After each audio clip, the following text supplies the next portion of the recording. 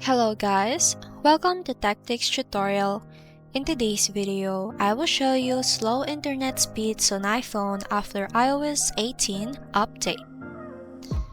So the first thing that you need to do is to go to settings and then go to your Wi-Fi connection and then select the Wi-Fi that you're connected in. Then after that, make sure that the low data mode is turned on.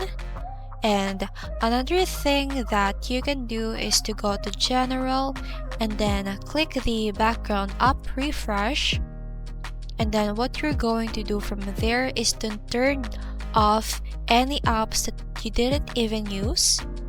So